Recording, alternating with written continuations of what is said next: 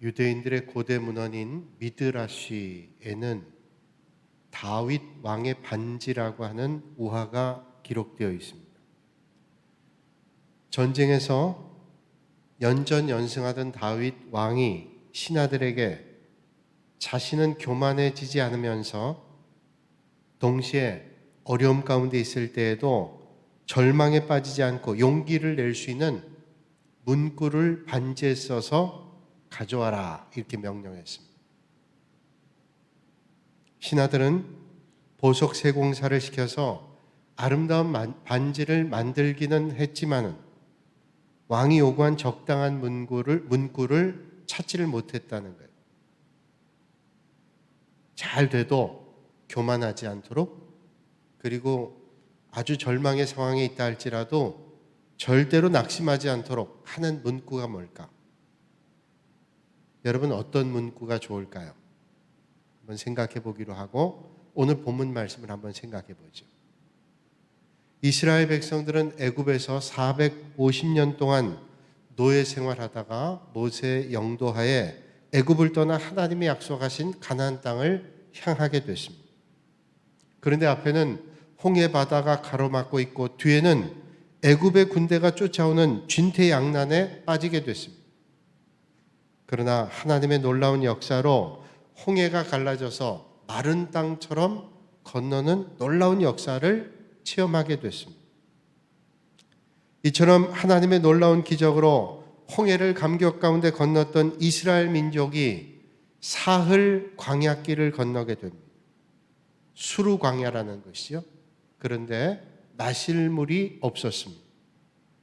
사실 광야길을 걷는 동안 얼마나 목이 말랐겠어요? 사흘길을 건넜는데 마실 물이 없었다. 이거 보통 일이 아닙니다.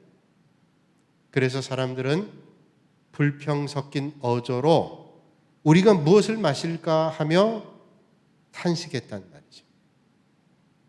그러니까 사흘 동안 그들이 마실 물이 없어요. 그런데 사흘 전에는 저들이 홍해 바다를 마른 땅처럼 건넜던 하나님의 놀라운 은혜를 체험했습니다.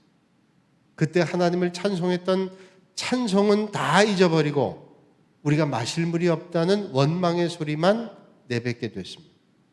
사람의 마음이라는 게 그렇죠. 아침 다르고 저녁 다르다. 조석변이라 그렇게 얘기를 하죠.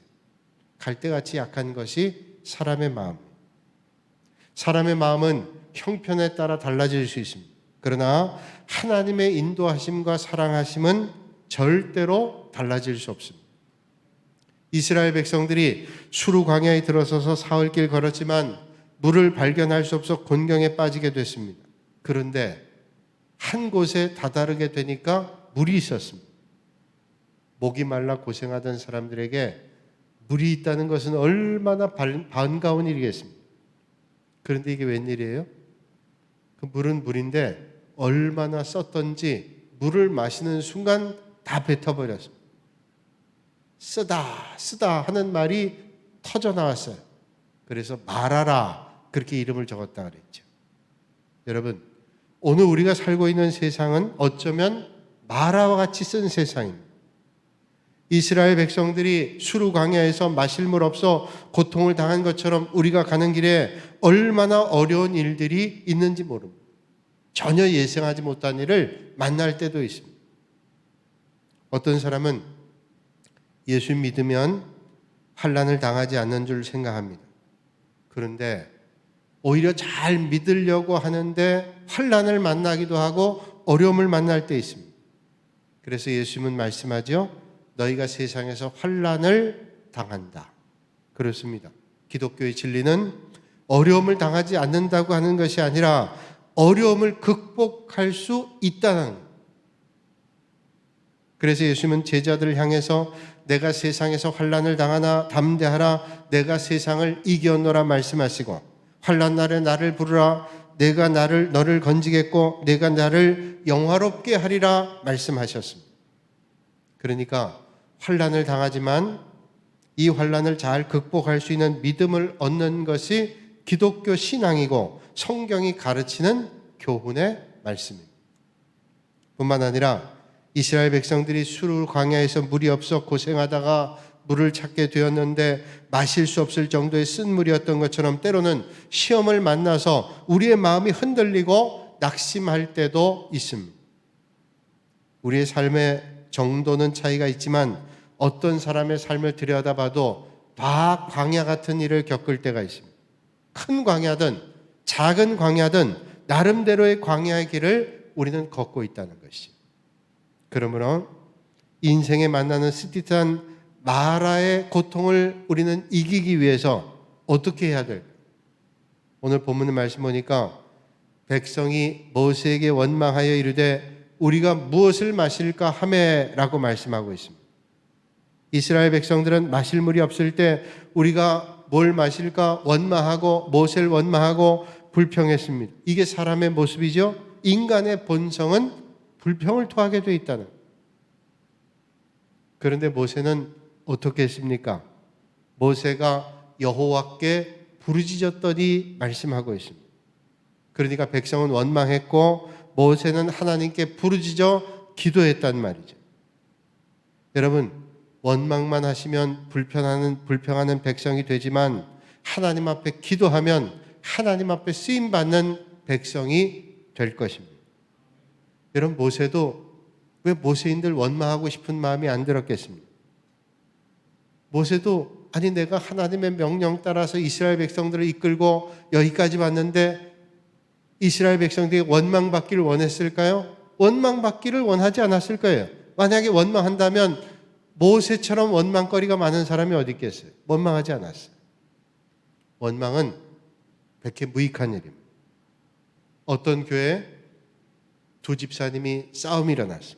뭐 큰 일도 아닌데 대수로운 일도 아닌데 싸움이 일어났어요. 속이 상해서 소리를 높이고 나중엔 욕설이 나오고 그러다가 주먹질할 단계까지 싸움이 벌어졌어요. 둘이 마음 상하니까 교회 출석하지 않았습니다. 목사님이 각자 찾아가서 권면했어요. 싸우지 말고 이제 교회 나오셔야죠. 그러면서 권면했습니다. 그랬더니 안 나가겠다는 거예요. 내가 미운 사람 쳐다보면서 교회 나갈 일이 어디 있겠냐. 그래도 하나님 앞에 그 마음 없애달라고 기도하고 믿음 생활해야지 그 사람 때문에 밉다고 믿음 생활 안 하시겠어요? 싫어요. 안 나갑니다. 절대로 안 나가요. 그 사람 교회 안 나오기 전에는 내 교회 안 나갑니다.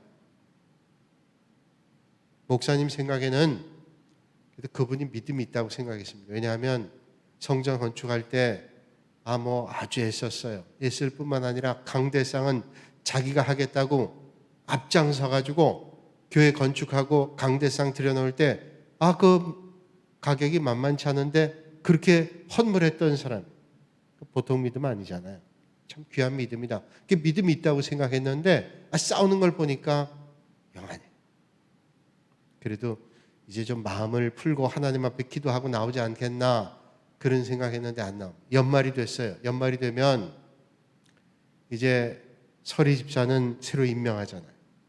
그런데 집사가 가장 중요한 의무 가운데 하나가 예배 출석하고 하나님 앞에 헌금하는 거 아니에요. 교회법에도 6개월 이상 출석하지 않으면 성도가 아니다. 이렇게 그래서 교인으로 제명을 하게 되는데 그 교회법을 이분 잘 모르죠. 교회 출석 안 한 거예요. 그래서 교회에서 의논해가지고 이제 다음번에 열심히 나오면 집사 임명을 하더라도 이번엔 임명이 어렵겠다. 그래서 임명이 안 됐습니다. 그 소식이 그 집사님에게 들어갔어요. 소리를 지르면서 아니 나를 집사에서 뺐다고 세상에 그런 법이 어디 있어? 내가 교회를 위해서 한 일이 얼마나 많은데 아주 화를 내는 거예요. 그 다음날 당장 예배당 갔습니다. 사람을 데리고 예배당 가가지고 강대상을 빼는 거예요. 강대상 빼가지고 들고 나가는 겁니다. 교인들이 그걸 보고 깜짝 놀랐어요. 아니 집사님 뭐 하시냐 그랬더니 강대상 빼가는 거 모르냐고. 아니 그 강대상을 왜 빼시냐고. 이건 내가 돈 내고 산 거니까 내 거라고. 그럼 같이 가더라. 사람들이 그걸 보고 뒤에서 뭐라 그런지 아세요? 저것도 예수 믿는다. 저 사람도 아니에요. 저것도 예수 믿는다. 얼마나 부끄러운 모습이에요. 어떤 책에 보니까 나온 얘기예요. 어떤 신앙 좋은 집사님이 교회 학교 아이들도 열심히 가르치고 또 찬양대도 하고 잘 섬긴 분이었어요. 그런데 하나님께서 그러다 보니까 은혜를 주셨어요. 하는 사업이 잘 됐습니다. 승승장구했어요.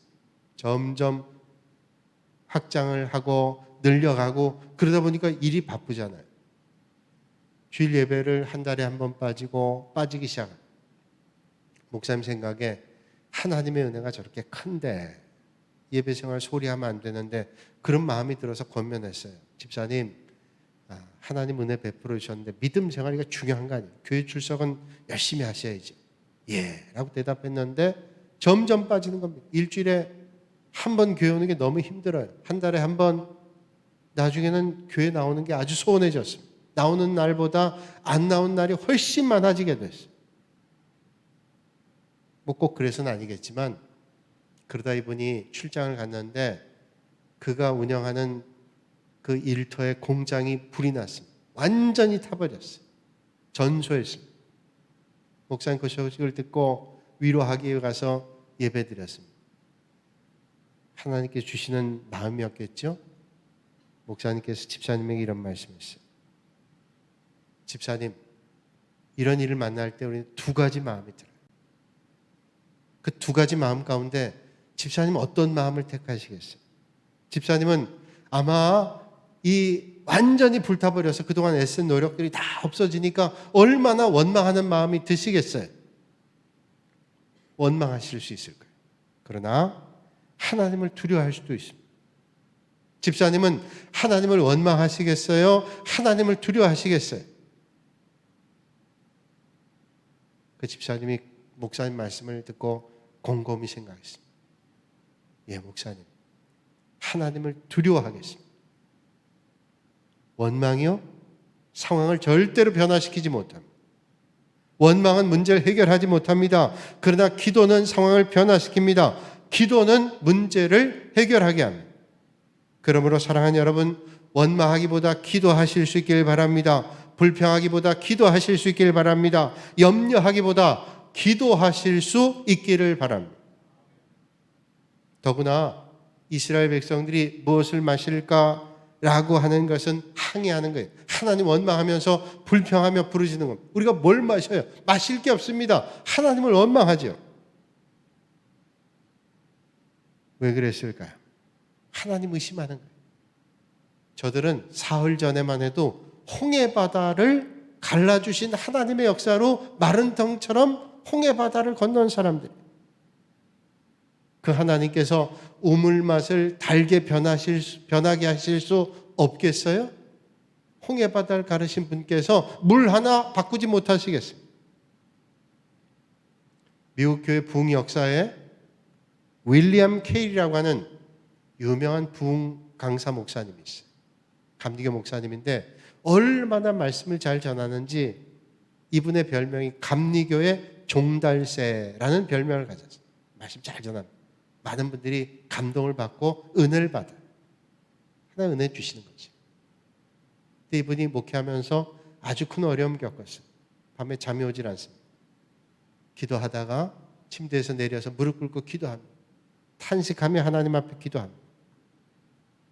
그때 한참을 기도하는데 캄캄한 적막한 밤에 하나님의 음성이 들립니다. 내가 문제를 끌어안고 큰 고통 당하고 있구나. 그러나 그 문제는 내가 해결할 일이다. 너는 자라. 남은 밤 시간 동안 내가 너를 위해서 깨어있으마. 그 음성이 마음속에 들리는. 넌 자라. 내가 밤새 그 문제를 끌어안고 내가 깨어있겠다. 내가 인도하겠다는 거 아니에요? 그런데 목사님이 그런 마음의 음성을 듣고 마음이 편안해지더래요. 하나님 앞에 기도하고 하나님, 그럼 내가 맡겨놓고 자겠습니다. 걱정 있는 사람 잠이 안 오는데 잠이 편안히 왔어요. 그런 경험을 하고 난 다음에 그가 이런 간증을 했습니다. 주님께서 깨어 계시니 주님 앞에 모든 것을 아뢰고 여러분은 평안히 주무십시오. 사랑하는 여러분, 여러분 앞에 마실 수 있는 쓴물이 있습니까? 마실 수 없는 쓴물이 있어요? 홍해를 가르신 능력의 하나님 앞에 기도하십시오. 하나님의 능력으로 이쓴 마라의 물이 변하게 하실 줄로 믿으시길 바랍니다. 하나님을 온전히 의지하세요. 하나님이 하신 일에는 절대로 실패가 없습니다. 아무리 어려운 일이라 할지라도 그 해결을 얻는 최선의 길은 하나님 앞에 기도하는 것입니다. 너는 내게 부르시라. 내가 내게 응답하겠고 내가 알지 못하는 크고 비밀한 일을 내게 보이리라고 주님 말씀하십니다. 우리가 기도하면 하나님께서 이미 해결책을 가지고 계십니다. 오늘 주신 말씀 2절에 25절의 말씀을 보세요. 모세가 여호와께 부르짖었더니 여호와께서 그에게 한 나무를 가리키시니. 하나님 앞에 기도하여 부르짖었더니 하나님께서 한 나무를 가리키셨어요. 여러분 생각해 보셨습니까? 그 나무는 하나님께서 준비하셨어요. 이 일들을 위해 사용하시기 위해서 언젠지 모르지만 하나님께서 준비해 놓으셨습니다. 때때로 우리는 알질 못하지만 우리 앞에 나타나기 전에 하나님은 이미 우리가 직면하는 모든 문제 해결책 가지고 있어요. 문제를 내신 분이 문제 해결이 없으시겠어요? 하나님 문제를 가지고 해결하실 길도 알고 계신다. 하나님께서는 쓴 물이 단물 되게 하는 나무를 키우고 계신 것처럼 우리가 오늘 겪고 있는 여러 가지 고난에 대해서 이미 해결할 수 있는 해결 방법을 가지고 계십니다. 기도하는 모세에게 한 나무가 들어왔습니다. 그 나무를 물 위에 던졌습니다. 그랬더니 쓴 물이 달게 됐다고 성경은 말씀합니다.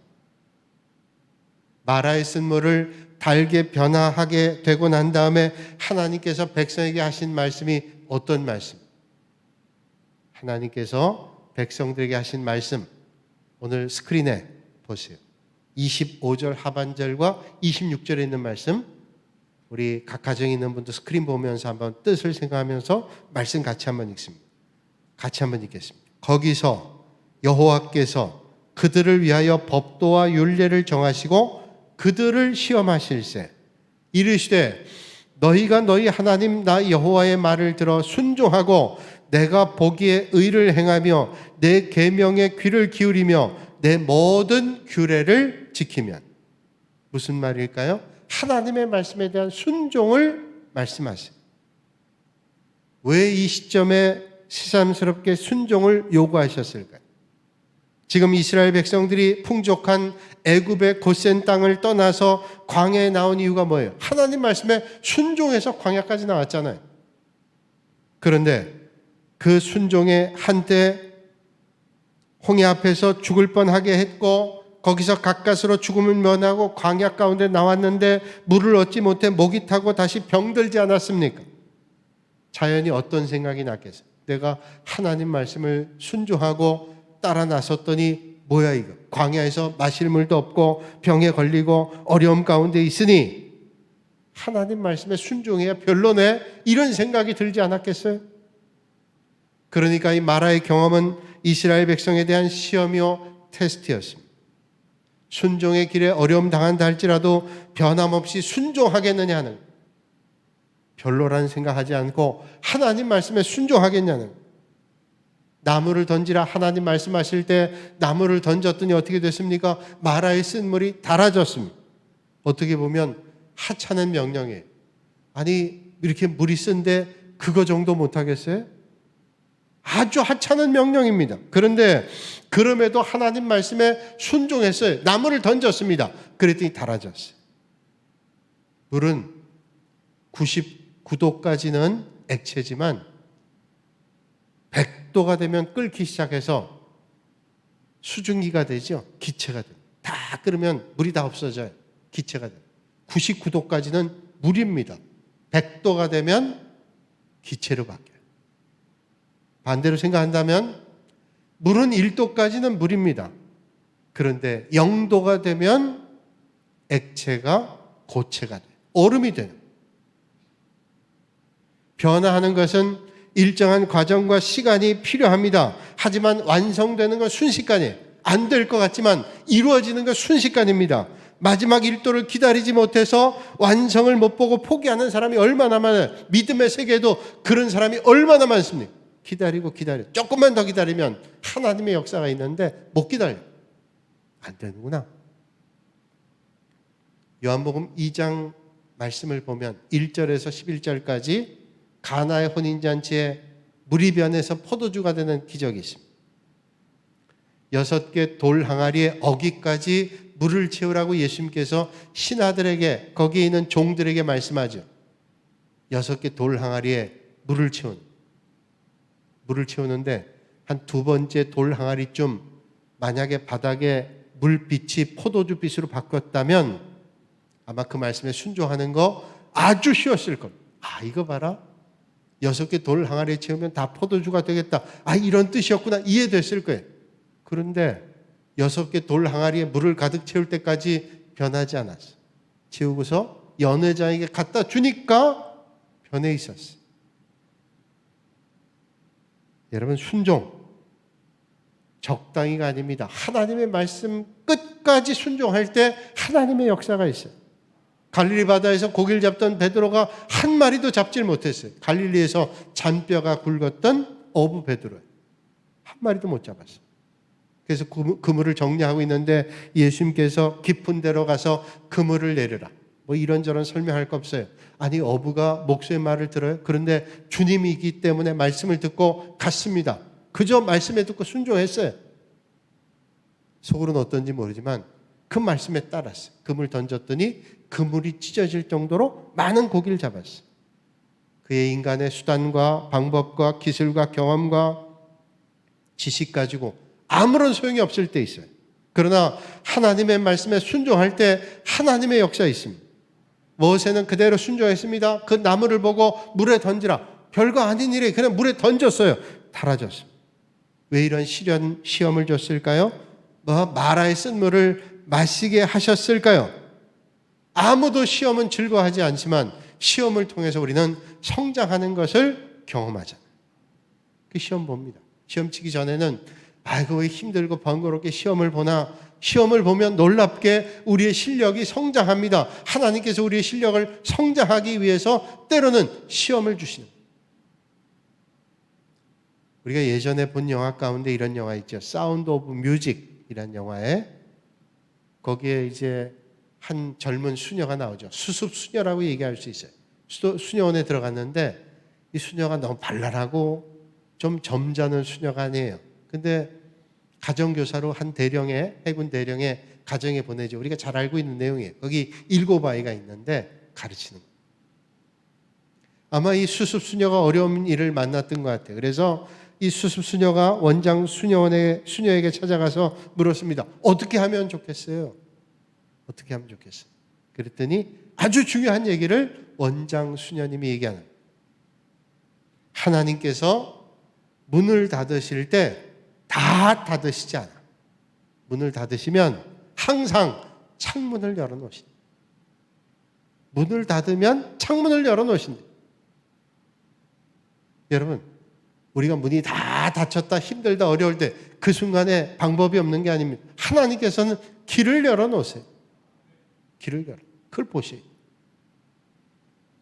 어떤 분이 일제강점기에 신사참배 반대하는 거예요. 크리스찬이기 때문에 난 절대로 신사참배할 수 없어요. 근데 이분이 걱정이 있어요. 만성 류머티즘 있기 때문에 내가 신사참배 반대해서 감옥에 가면 이거 어떻게 하지? 사실 그게 실제적인 걱정이에요. 근데 건강하면 이겨내겠는데 류마티즘 때문에 결국은 내가 배교하거나 잘못하면 어떨까? 그렇다고 내가 신사참배 반대하지 않을 수 없다. 내가 믿음이 있는데 반대했어요. 반대하고 감옥에 갔어요. 고민거리가 이제 맞닥뜨리게 된 거 아니에요. 류마티즘이 아주 심해질 수 있죠. 그런데 그분의 간증. 감옥에 들어가서 고문당하고 힘든 일 당하는데 그러는 등에 류마티즘이 싹 없어졌어요. 만성질. 간증이. 여러분, 하나님께서 함께 하신다면 아무리 환경이 열악한 광야지만 뭘 걱정하겠어요? 뭘 염려하겠습니까? 중요한 것은 순종하는 삶을 사는 것입니다. 인생에서 만나는 마라의 고통의 비결, 극복하는 비결이 뭘까요? 날마다 하나님 말씀에 순종하여 결단하며 살아가는 것입니다. 그런데 여러분, 그렇게 하나님 앞에 부르짖어 기도했어도, 말씀에 순종하는 결단을 했어도 여전히 우리의 주변에 쌓여있는 환경이 변하지 않을 때가 있어요. 아니, 기도했는데, 말씀에 순종했는데 왜 환경은 변하지 않아? 광야의 낮은 여전히 덥습니다. 광야의 밤은 여전히 춥습니다. 물은 여전히 넉넉하지 못합니다. 미래 전망은 불투명합니다. 광야길 말씀 따라 순종했는데, 하나님 앞에 기도했는데, 마라에 쓴 물은 달아지긴 했는데, 아니, 물이 풍성한 게 아니에요. 광야길은 늘 물이 부족하고 낮에는 덥고 밤에는 추워요. 그때 어떻게 해야 될까? 그래도 기도를 들어주시는 주님, 말씀을 주시는 주님, 그 주님을 믿고 믿음으로 인생의 광야를 계속 가는, 홍해가 열리던 그 광경을 잊지 않아야 됩니다. 마라에 쓴 물을 달게 하셨던 하나님의 역사를 기억해야 돼요. 힘들 때일수록 하나님의 역사를 기억해야 돼요. 그리고 여전히 역사하실 그 주님을 믿으셔야 돼요. 그리고 일어나서 다시 약속의 땅을 향한 순례를 하는 것입니다. 존 듀이라고 하는 위대한 철학자, 교육학자 아시죠? 듀이. 존 듀이가 93세까지 살았습니다.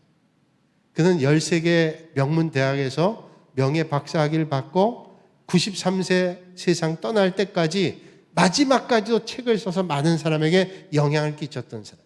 많은 사람이 존경했기 때문에 그를 존경하는 자매 도시가 있는데 70세 때 도시에서 80세 때 그 도시에서 90세 때 그 도시에서 존 듀이의 생일을 함께 축하해 줬어요.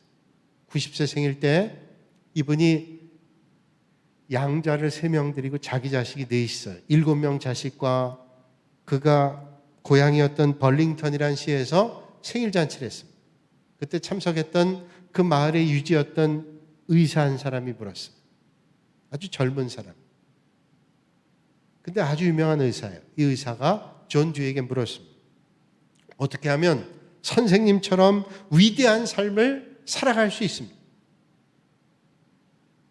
어떻게 하면 선생님처럼 위대한 삶을 살아갈 수 있습니다. 이 젊은 의사는 자기도 그런 삶을 살고 싶다는 거죠. 듀이가 그를 향해 말했습니다. 산에 오르게. 뜬금없이 산에 오르라는 거예요. 아니, 이게 무슨 말씀입니까? 왜 산에 올라요? 산에 오르는 것은 다시 오를 산을 발견하기 위해서 산에 오르는. 그러면서 말합니다. 그런데 그러다가 더 이상 산에 오를 흥미가 없어지게 되면 그때는 자네가 죽을 날이 가까운 거예요. 살아있는 한 산에 오르고 산에 오르고 계속 산에 오르는 거예요. 그러니까 주위의 성공적인 비결은 나이 많다고 포기하지 않고 계속 산에 오르는 겁니다. 물리적 산이 아니라 계속 도전하는 삶이었다는 거죠. 계속. 믿음의 길은 마라의 쓴 물을 달게 하는 경험을 하고 홍해 바다를 건넜던 경험을 한다 할지라도 하나님 앞에 부르짖고 말씀에 순종하며 예전에 순종했는데 예전에 말씀대로 살았는데로 끝나는 게 아니라 계속 믿음의 길을 가는 거예요. 우리가 알고 있는 헬렌 켈러는 보지 못하고 듣지 못하고 말하지 못하는 삼중교를 겪었습니다. 그 헬렌 켈러로 만든 사람은 앤 설리반이라고 하는 선생님인 거 우리가 알죠? 듣지 못하고 말하지 못하고 보지 못하는 사람에게 가르칠 수 있는 방법이 뭐가 있을까요? 감각밖에 없어요. 물을 감각으로 느끼게 해서 물이라는 것을 배우게 하고. 그래서 헬렌 켈러를 위대한 사람으로 만들었어요. 앤 설리반. 앤 설리반이 늘 헬렌 켈러에게 했던 말을 그는 기억한다. 시작하고 실패하는 것을 계속해라. 실패해도 시작하는 거예요. 시작하고 실패하는 일을 계속해라. 실패할 때마다 뭔가를 성취했다는 거예요. 아, 이게 안 되는구나. 실패할 때마다 성취하는 게 있답니다. 그래도 또 시작하고 실패하라. 계속해라. 믿음은 계속. 내가 믿음 생활 이쯤 하면 됐지가 없어요. 계속 하는 겁니다. 하나님 나라 갈 때까지 믿음의 길을 경주하는 겁니다. 끝까지. 이스라엘 백성이 마라를 떠나서 남쪽으로 지금으로 얘기하면 10km쯤 갔습니다. 그 도착한 곳에 엘림이라고 하는 게 있어요. 오늘 27절에 말씀하고 있는데 엘림이라는 곳에 도착했습니다. 불과 10km예요. 10km. 40리. 10km. 뭐 멀면 멀다고 하지만 걸어서 못 갈 길 아닙니다. 10km 멀지 않은 길이에요. 갔는데 엘림에 도착했더니 그 엘림에 이스라엘 백성들이 도저히 예측할 수 없는 놀라운 일들이 있었습니다. 27절 보세요. 그들이 엘림에 이르니 거기에 물샘 12과 종려나무 70그루가 있는지라 거기서 그들이 그 물 곁에 장막을 치니라.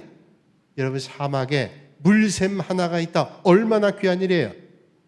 그런데 물샘이 12이 있어요. 거기다가 그늘을 만들어주는 나무가 70그루가 있습니다. 놀라운 일 아니에요? 마라의 수르강야를 건널 때 얼마나 힘들고 마실 물 없었는데 10km만 남쪽에 가니까 엘림이 있었고 거기에 물샘이 12이 있고 이런 오아시스가 있을 줄이야 꿈엔들 알았을까요? 조금 전에 그들이 얼마나 불평했어요. 왜 불평했을까요? 안 보였어요. 엘림이 보이지 않았어요. 안 보이니까 불평. 아주 유명한 얘기가 있죠. 미국의 여자 수영 선수로 프랑스에서 대서양 건너가 프랑스에서 영국까지 20마일 정도, 그게 멀지 않아요. 20마일 정도를 수영으로 건너서 성공한 사람이 있어요. 플로렌스 체드윅이라는 사람인데 이 사람이 한 번은 미국의 서부의 섬입니다. 카타리나 섬에서 LA 해안까지 수영으로 건너겠다는 21마일이에요. 프랑스에서 영국 20마일 건넌 사람이 21마일 못 건너겠어요? 다 건널 걸 기대하고 이 사람 준비해서 수영을 했습니다. 16시간 동안 계속 수영을 했습니다. 그런데 짙은 안개가 몰려오기 시작합니다. 안개 가운데 사력을 다했지만 힘이 점점 떨어지고 몸이 점점 추웁니다. 도저히 수영할 수 없어요. 그래서 손을 들어서 이제 더 못하겠다고 구조선을 타고 돌아왔습니다. 근데 막상 도착해 보니까 안개 때문에 보지 못했지만 도착 지점이 1km도 남지 않았어요. 조금만 더 갔으면 그는 성공할 수 있었어요. 그가 인터뷰할 때 이런 말을 했습니다. 제가 실패한 이유는 추위 때문 아니었습니다. 피곤했기 때문도 아니었습니다. 안개 때문이었습니다. 안개 때문에 목표를 볼 수 없었기 때문에 실패했습니다. 그렇죠. 만약에 1km 눈앞에 보이는 겁니다. 거기였다고 생각하면 안개 때문에 보지 못하고 볼 수 있었더라면 그는 끝까지 참고 견뎠어요.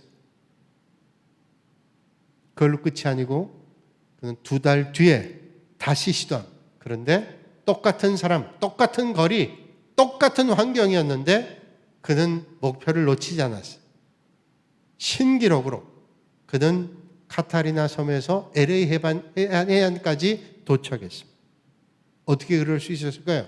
목표를 분명히 놓치지 않고 봤어요. 사랑하는 여러분, 예수 그리스도를 목표로 삼는다면 우리의 인생은 절대로 헛된 길 가지 않습니다. 예수 그리스도를 목표로 삼는다면 분명한 인생길 걸어갈 수 있습니다. 아무리 어려워도 잊지 마세요. 엘림이 보이지 않는다 할지라도 엘림은 우리 앞에 있다는 사실. 아니, 우리가 엘림을 보지 못한다고 몰랐다 할지라도 주님께서는 엘림을 알고 우리를 인도해 주고 계시다는. 그러므로 마라에 주저앉아 계신 분들이 계신다면 조금만 더 참으시고 조금만 더 기다리시고 엘림을 향해 나가실 수 있길 바랍니다. 삶이 힘들다 할지라도 이렇게 자신 있게 외쳐보세요. 엘림이 내 눈앞에 있다. 외쳐보세요. 엘림이 저긴데. 계속 가면 바로 저긴데 왜 포기하시? 오늘 말씀을 시작할 때 미드라시에 있는 다윗의 반지에 대한 말씀을 했습니다. 다윗 왕의 반지를 만들고 문구를 생각하지 못한 신하들이 그 당대 최고의 지혜를 가지고 있었던 솔로몬을 찾아가서 물었습니다. 솔로몬 왕자에. 이 솔로몬 왕자에게 찾아가서 물었습니다. 그러자 솔로몬 왕자가 한참을 생각하더니 바닥에다 이런 글을 썼습니다. 호크 쿼케 트란스비트. 호크 쿼케 트란스비트. 이 말은 이 또한 지나가리라 하는 말이에요. 이 또한 지나가리라. 그러면서 솔로몬 왕자가 이런 말을 했습니다. 왕께서 승리감에 도취하여 자만할 때나 혹 패배로 낙심하게 될 때 이 말을 꼭 기억하시면 됩니다. 그러면 평생 실수하지 않고 잘 살아갈 수 있어요. 너무 잘 된다고 교만할 필요 없어요. 이것도 지나갑니다. 실패하고 어려움을 만나도 이것 또한 지나갑니다. 그 때문에 너무 연연하지 마세요. 그러면 잘 살 수 있다. 우리가 평생 믿음의 길 가다 보면 밑바닥까지 떨어지는 때를 만날 때도 있습니다. 세상을 다 얻은 것 같은 기쁨을 만날 때도 있어요. 그렇죠? 우리가 온 천하를 얻은 것 같을 때도 있지만 바다 깊은 곳에 떨어지는 것 같은 그런 어려움을 만날 때도 있습니다. 그러나 모든 상황은 반드시 지나갈 때가 옵니다. 영원히 그 상황이 지속되지 않아요. 그러므로 우리가 그것 때문에 일희일비하지 않고 설령 지금 상황이 내가 기대했던 것 같지 않다 할지라도 이것 또한 지나간다. 하나님의 인도하심을 따라서 엘림을 향해 나가는 거예요. 기독교는 고난과 역경 당하지 않게 하는 종교가 아니라 역경과 고난의 쓴맛을 달게 해주는 생명의 법입니다. 하나님은 우리에게 밀어닥치는 악을 선으로 바꿔주시는 분입니다. 그 하나님의 인도하심을 받으시고 이제 밝아오는 2021년에 엘림을 향해 믿음의 길을 걸으시는 여러분들이 되시기를 주님의 이름으로 축원합니다. 거룩하신 아버지 하나님, 눈에 보이지 않는다 할지라도 가까운 곳에 엘림이 있다는 사실을 놓치지 않고 오늘도 믿음의 길을 경주하되 계속 믿음의 길을 걷는 믿음의 권속들이 되게 하여 주시옵소서. 예수님의 이름으로 기도하옵나이다. 아멘.